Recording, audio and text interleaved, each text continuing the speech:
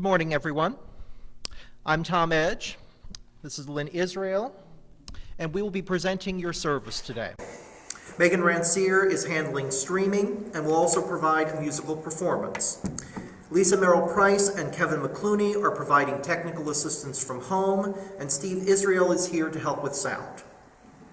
Thank you all so much for tuning in today for our live streaming service in light of the social distancing needed for reducing the spread of COVID-19. We are glad that we can keep in touch and support our community, even when we can't be together in person. If you'd like an order of service, please look in the comments above on this video. We gather today to foster our understanding of our place in the universe, embracing the worth and dignity of all, supporting justice, equity, and peace in our world, accepting one another as we search for meaning, and respecting the connectedness of all life. Physical distancing does not mean or need to mean emotional distancing.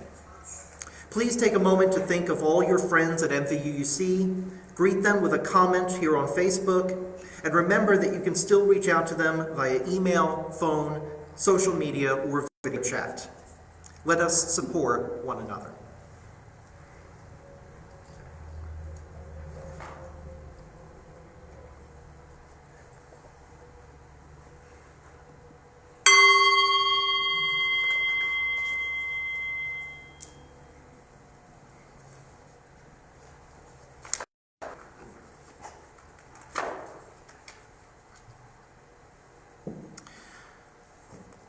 To our online visitors, as we are a diverse group with varying interests and beliefs, our services are varied in format, tone, and topic.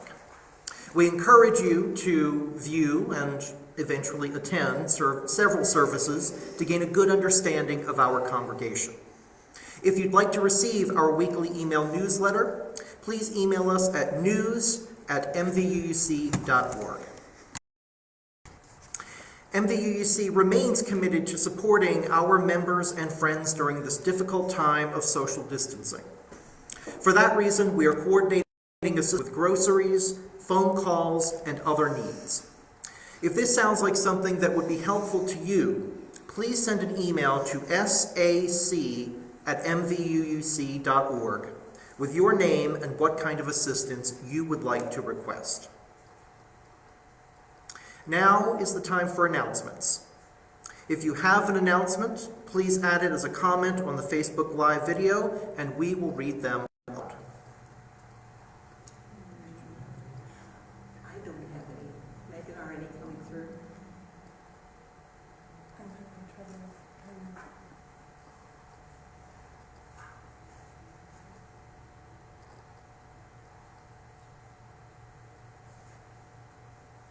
Is Lisa texting them to you? I'm trying to get them through Facebook, right?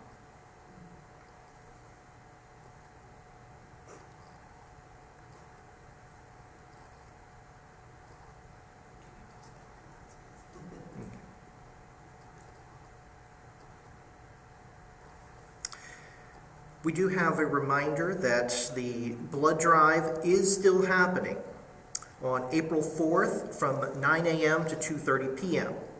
We will not have food as usual. We will be following CDC protocols, and right now the need for blood is more critical than usual. Please reach out to Lisa Merrill Price if you have any questions or would like to sign up for a slot to donate. If there are any other announcements, we will come back around and do more of them at the end of today's service.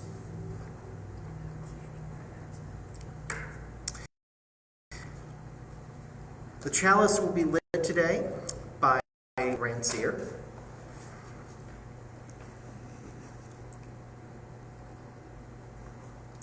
Please join me in reading the words for the chalice lighting that appear as a comment on the Facebook Live video or in the order of service, which is also posted as a comment on the video. We light this chalice in hope that we may always remain a strong community that supports, challenges, and cheers us.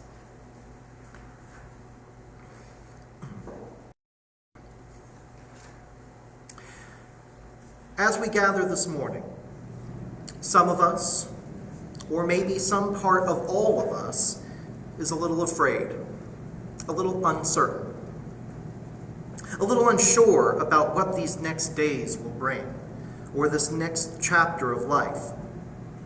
And maybe together, we find ourselves as a community facing the unknown, if we think about it. May this be an hour when we drop whatever false bravado we have tried. But may we come out from wherever we've been hiding as well. Let us meet here as those who have been afraid or uncertain, who have been humbled, who are human, and who show up to our lives nonetheless. Let us show up in the truth of this moment, just as we are, with confidence and faith that this is all that is asked of us and that this is enough.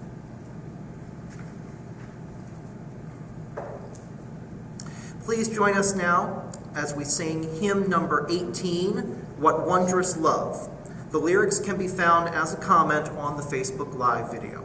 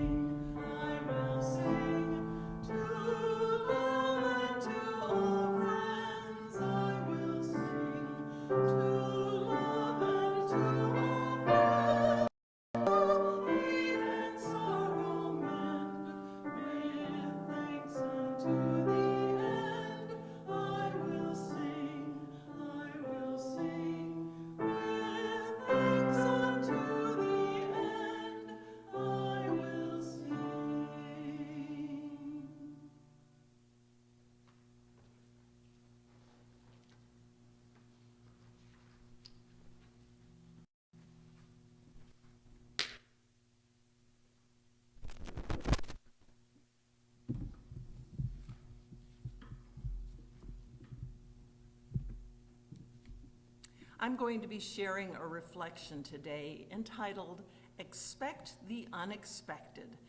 It was written by Reverend Sue Magidson, who is affiliated with the UU Church of Berkeley in Kensington, California. She begins with a poem by William Blake called Joy and Woe Are Woven Fine. Joy and woe are woven fine, clothing for the soul divine. Under every grief and pine runs a joy with silken twine. It is right it should be so, We were made for joy and woe. And when this we rightly know, safely through the world we go.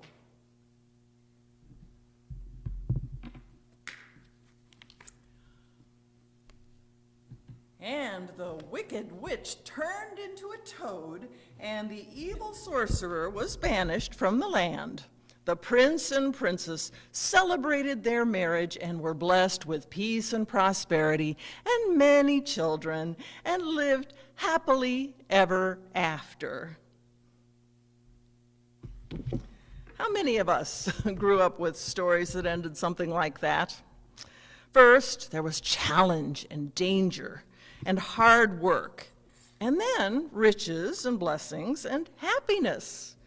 The wicked were punished and the good were rewarded. And then we discovered that life doesn't necessarily work that way. 20 years ago, my life spun out of control. For some unknown reason, life started sending catastrophes my way, just one after another. My life became a soap opera. Then it became too unbelievable for any self-respecting soap opera's audience to swallow. I started to identify with Job. Then I started questioning whether Job had really had it that bad. Eventually, I wanted to paint a warning message in huge letters on my wall: expect the unexpected. While I knew that this is impossible, if I could expect something to happen, then it wouldn't be unexpected. The words captured how completely out of control my life felt. It seemed that the only thing I could do was to brace myself for the next crisis, to try to gather enough strength to ride it out. Thankfully, my life has calmed down quite a bit since then. But I've been realizing that there's more truth in that pithy saying than I realized when I wanted to paint those words on my wall. Because what got me through all the unexpected bad things was, in part, all the unexpected good things. I began to realize that expecting the unexpected didn't have to mean bracing for the unexpected catastrophes. It could also mean keeping my eye out for the unexpected gifts, the silver linings. Now, I want to be clear that I'm not suggesting that the silver linings in any way negate the bad, that good and bad can cancel each other out. Silver linings don't make everything okay, but somehow they make good and bad less black and white, less absolute. A friend's father told me a story about a conversation he'd had with his rabbi. The rabbi said that some good comes out of everything. My friend's father was incensed. "What about the Holocaust?" he said. "Surely you can't tell me that anything good could come out of something so monstrous." Well, the rabbi paused and then responded, "Were it not for the Holocaust, your wife of 40 years would never have emigrated to the United States to escape Austria, and you never would have met her." It's not that this blessed meeting and marriage make the Holocaust any less horrific. That would be ridiculous. But nonetheless, these two events are intertwined. Out of an event that darkened the 20th century came at least one small blessing. Expecting the unexpected is something we need to learn. It does not come easily. Most of us want life to follow the rules. We want the good to be rewarded and the bad to be punished. We want predictability and control. Sometimes we get to live with that illusion. We make plans and then we carry them out. The person who deserves it wins a prize. Hard work pays off. Good deeds are rewarded. And then there are the times when life suddenly appears to make no sense at all, when the walls come tumbling down and suddenly everything we've taken for granted is up for grabs. What then? What happened to happily ever after?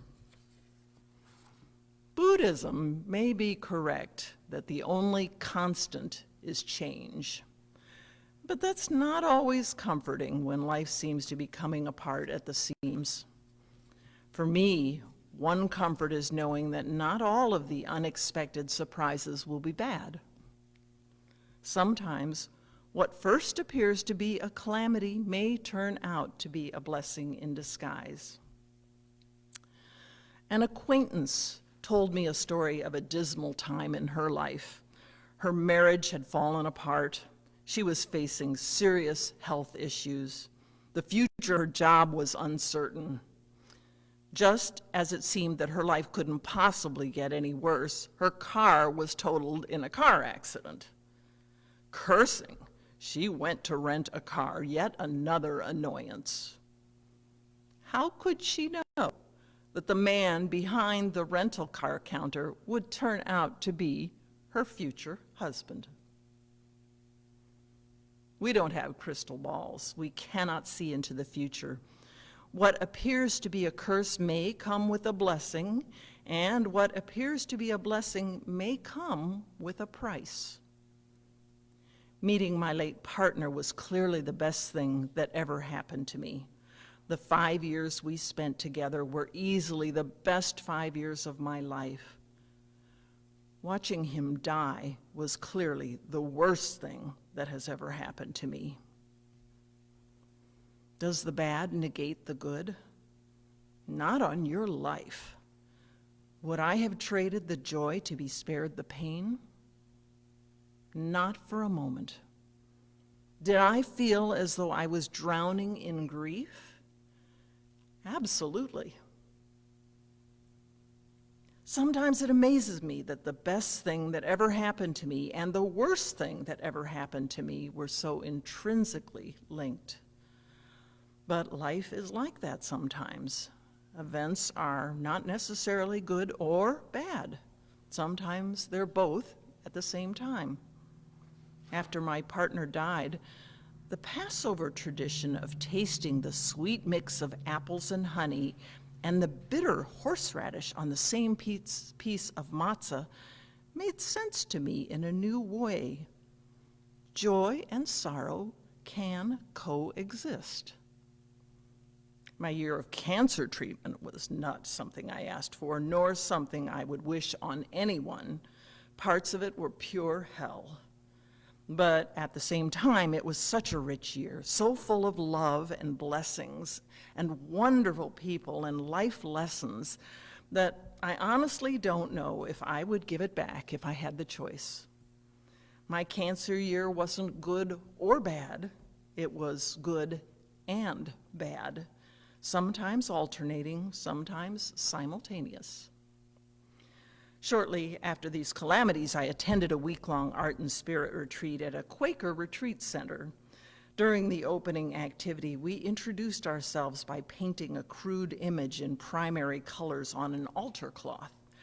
As I sat there waiting my turn, I realized that I was feeling very peaceful, very happy, and very sad at the same time. So I created a swirl of blue and yellow paint. Yellow for happy and blue for sad, swirled together to show their coexistence.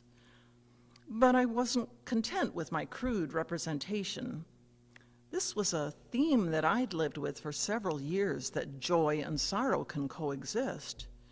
How could I convey this in color and form? This question seized my imagination and would not let go. And thus I began a week-long personal journey with sketch pad and oil pastels that took me far away from the regularly scheduled program of the retreat. My first drawing portrayed turbulent, dark gray water with occasional glimpse of color. I wanted to convey that even in a river of overwhelming woe, there are moments of joy or love or beauty. Occasionally, the dark waters will part to reveal small reminders of hope. They may be fleeting, a beautiful sunset, a child's laugh, a small kindness from a stranger. But these moments can interrupt the flow of sadness if we let them. And in contrast to the surrounding darkness, they carry an unusual intensity, reminding us that we can only see stars when the night is dark. Sandy Butcher, an American author, Buddhist, and feminist who lives in Oakland, California, writes about spending time in a large county hospital after major surgery and feeling overwhelmed by the sights and sounds. Desperately craving stillness, she feels assaulted by the loud voices and banging doors, the constant stream of medical personnel, her roommates' many visitors, and blaring television. Butcher's friends pull the curtain around her bed to give her some privacy, and one of them starts humming Amazing Grace, very quietly to calm her. Suddenly, her roommate's television set is turned off, and she hears 3 women's voices join in the song. The strangers in the next curtain have become earthly angels.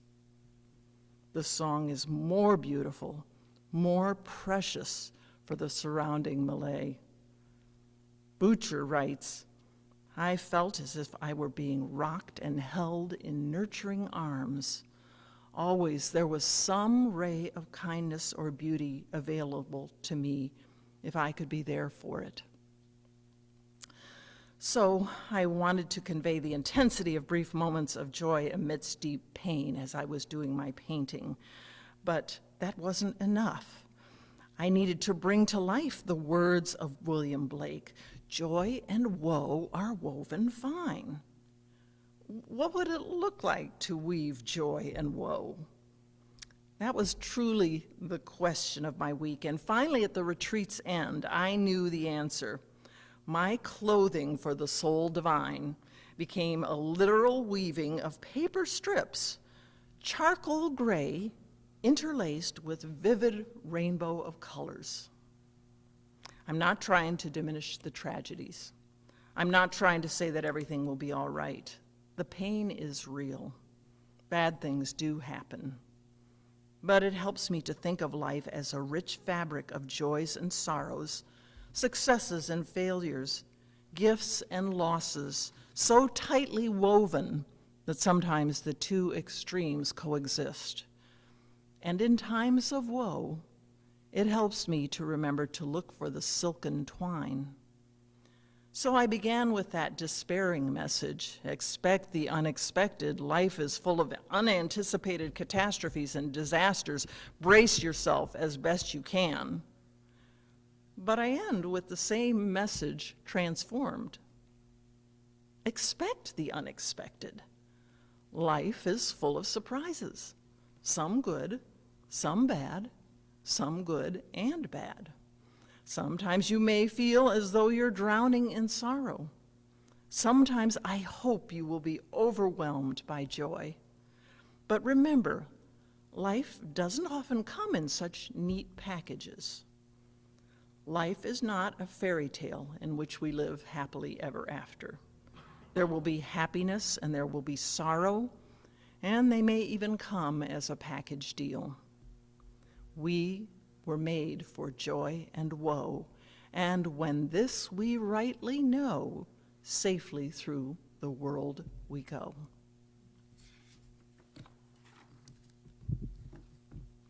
And now we're going to sing "Swimming to the Other Side." The words should be in the order of service, which hopefully you were able to download, or they will show up in the comments section of our live feed. Megan and I are going to sing the verse, the chorus, for you once through without accompaniment, just so you can get it in your head. It's fairly easy to pick up, but I think it will help to hear it ahead of time.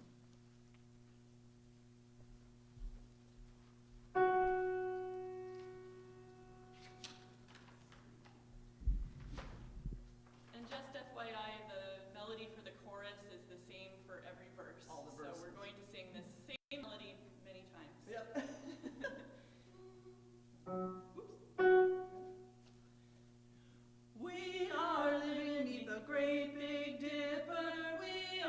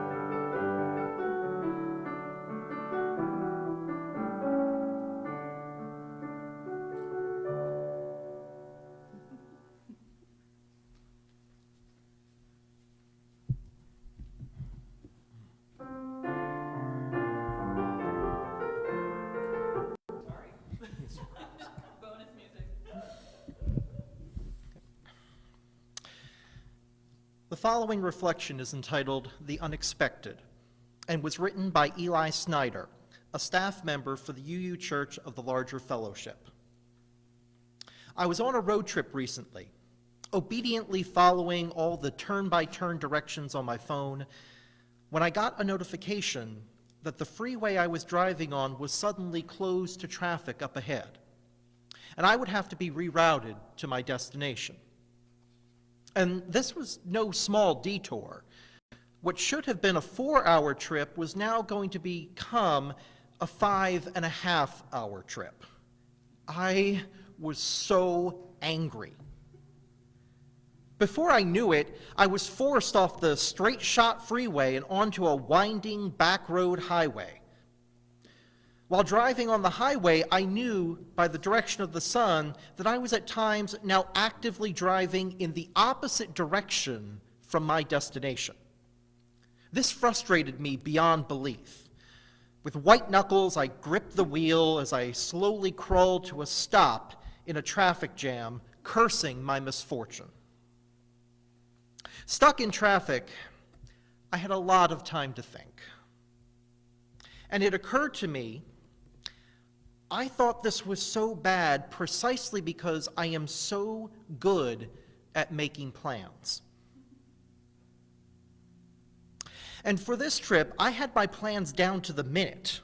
When I should wake up, when I should leave, when I should arrive, accounting for a few bathroom breaks, of course, even where I'd do dinner when I arrived. Now, I know it sounds like a lot of energy to plan all this, but I actually enjoy it. It's like a puzzle. I like to fit everything together. Because of this love of planning, when I think of the unexpected, I tend to think of roadblocks, detours, something forcing my plan off its perfectly laid out path. So generally speaking, no, I'm not much of a fan of the unexpected. I feel like if I could imagine a world where everything went to plan, it would be delightful, enjoyable, relaxing.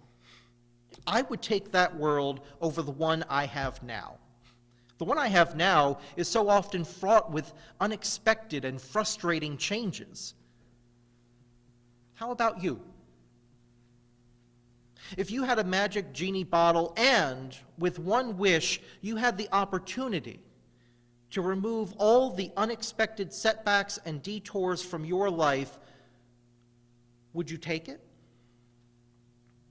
If you're like me, you'd be tempted. And then I thought more about it. I suppose by removing all the unexpected detours of my life, I would also be removing all those times when I was put on a different path that actually turned out to be better than the one I was on. As I thought more, I could trace a number of unexpected setbacks to great moments of discovery and opportunity in my life. Being forced to move to new cities has led me to better opportunities and friends I wouldn't have known about. Heartbreaks put me on paths to meet partners who were even better for me. Even minor setbacks can lead to amazing twists of fate. I remember one Halloween. I went out in the city to go dancing, but I never made it onto the dance floor because the lines were too long. The next morning, I went to church and complained to the person sitting next to me about my disappointment.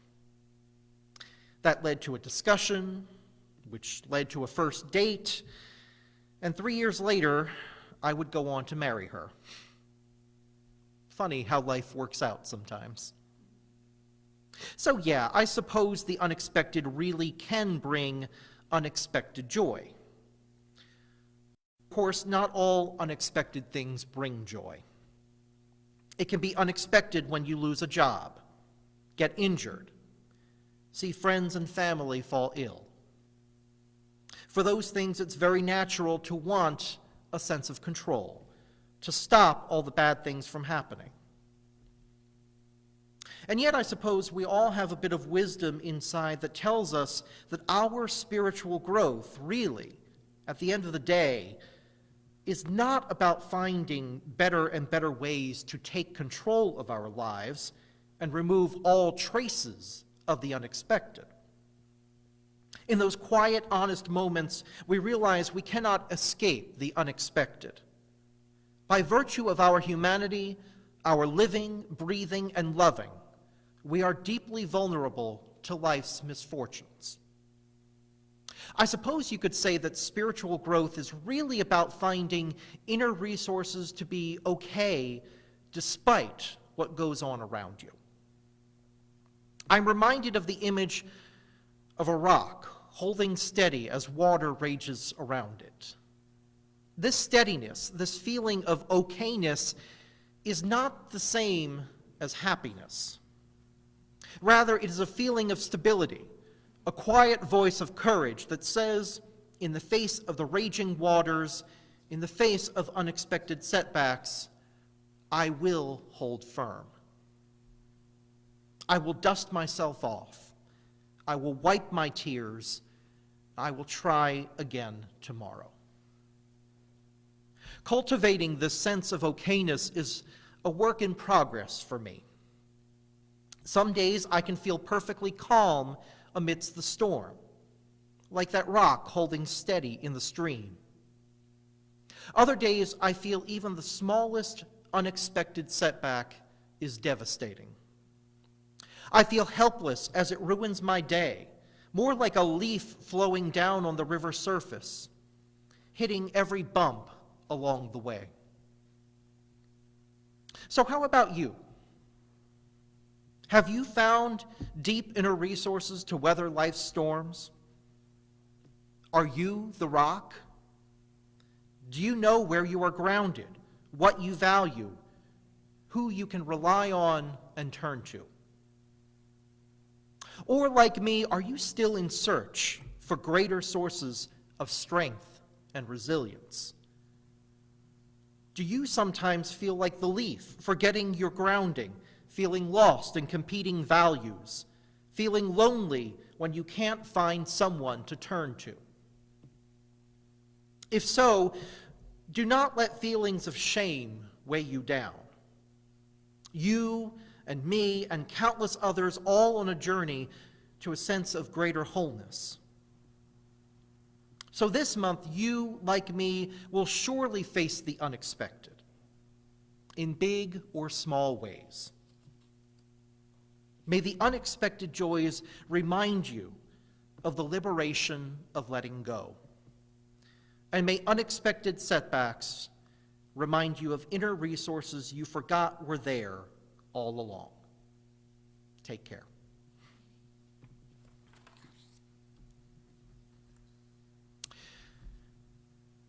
In thinking of how this connects to our own UU principles, I can't help but think of how often people turn to their faith in times of crisis.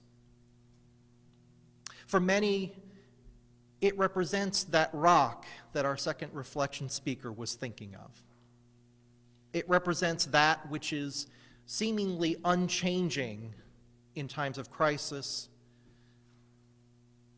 that steady part of our lives that we know is always going to be there. And I think for some people, they may not understand how, in many ways, being a Unitarian Universalist, I think, prepares us well for these times of uncertainty.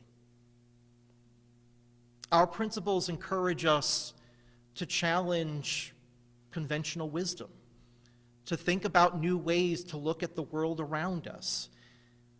They encourage us to always seek truth with the understanding that that truth may change. We don't have a set dogma. We don't have one idea that we know is unchanging that will be there for the end of time. What we do have are principles that encourage us to think, that encourage us to look critically, that encourage us to find solutions when the unexpected does come. We know as part of our principles, we know that there is also injustice in this world. That at times like this, when the unexpected hits us particularly hard, that not everyone has access to the same tools to weather those storms. And so as UUs, we must not just be mindful in times of crisis of how it affects us, but how it affects the less fortunate, how it affects the least among us. And in between those times of crisis, we should always strive for a more perfect society, to challenge those inequalities and to make sure that when the crisis does hit, that all of us are in the best possible position to weather it.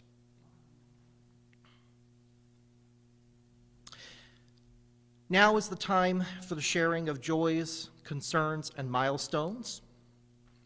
If you are so moved, please add your joy or concern as a comment on the Facebook Live video, and Megan Rancier will read it and place a stone in the water.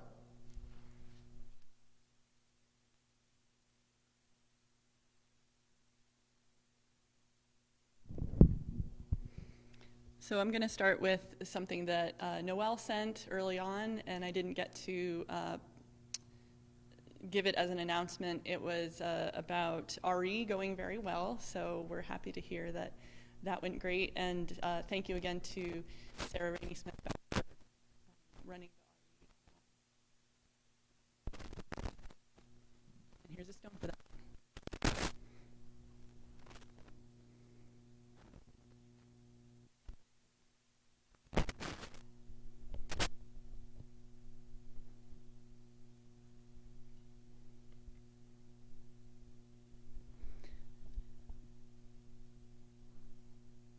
I'm seeing another joy from Noelle. She said, amazing delivery and loved your UU connection. So good job, Tom.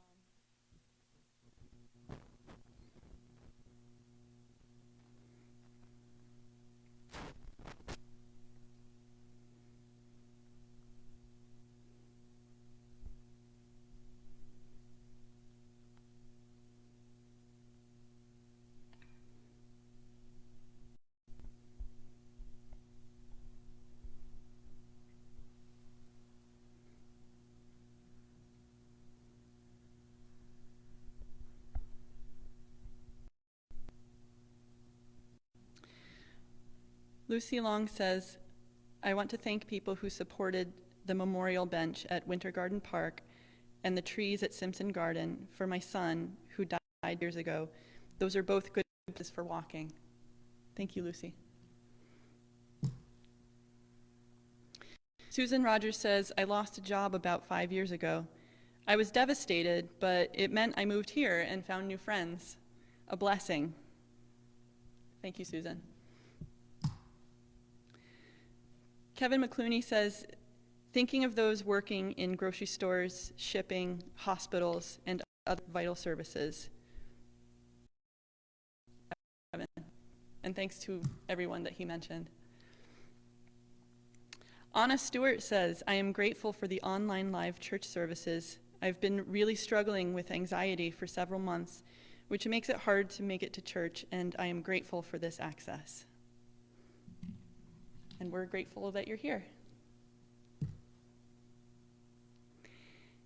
Winnie Rex has a joy. She says, we are happy our daughter Caitlin was able to get back from Mexico to Bozeman, Montana before the border closed.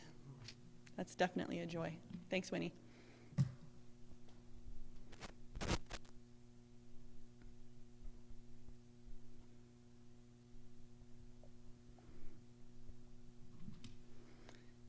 So I'll put in one more really big stone for all of those joys and concerns that go unspoken. Thanks, everybody, for sharing.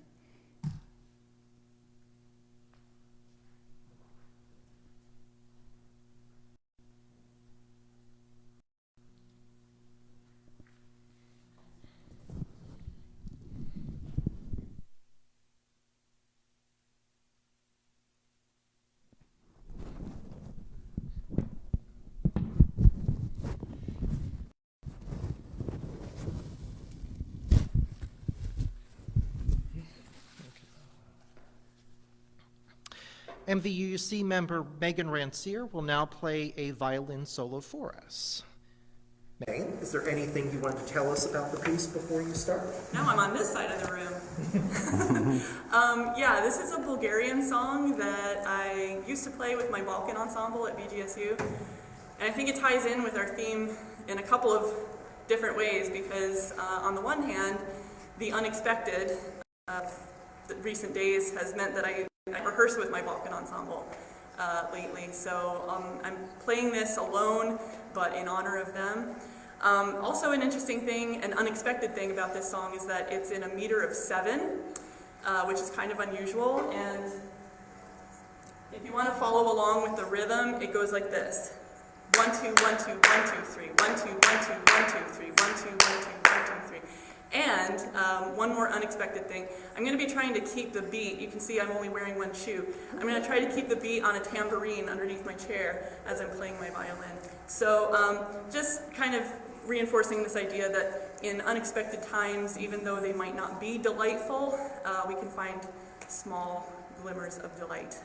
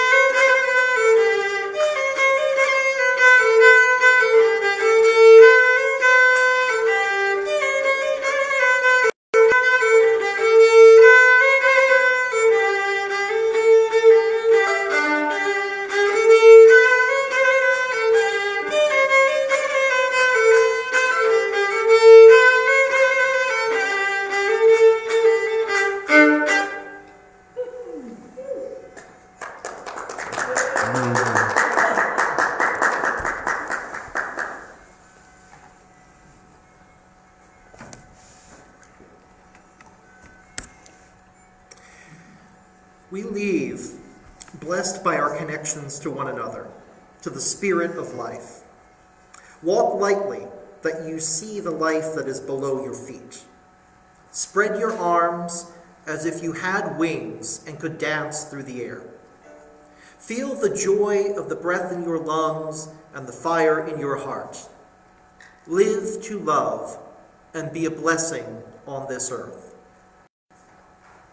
Please join me in reading the words for extinguishing our chalice that can be found as a comment on the Facebook Live video or in the order of service, which is also posted as a comment on this video.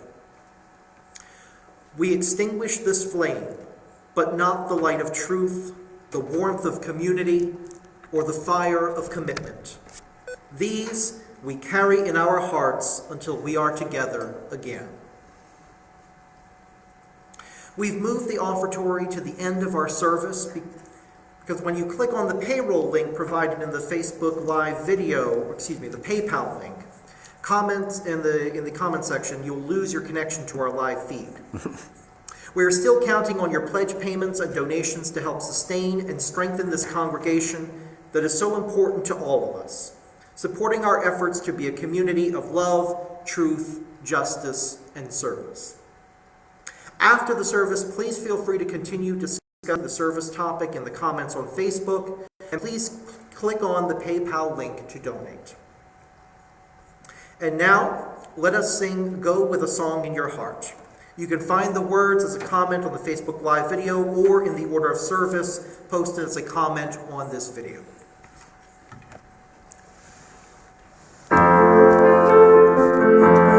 Go with a song in your heart. Go with music in your soul.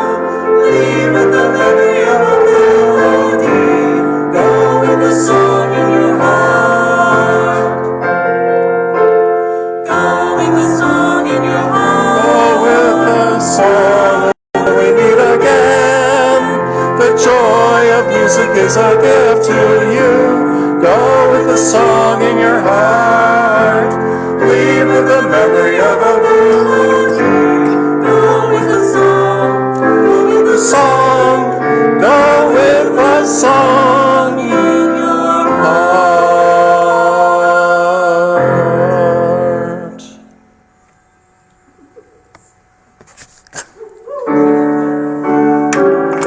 Good job, everybody. I need It's the over mouse in there. order to end the live video. It's still going. Yeah, I'm holding my hand over it, so But it's still recording, so I need the mouse. no, they can't hear us. Let's turn the volume down. Okay, but we need to end the live feed. Well, so we need the mouse. the mouse is over there. Your solo was one. Yeah. Thank you. Yeah.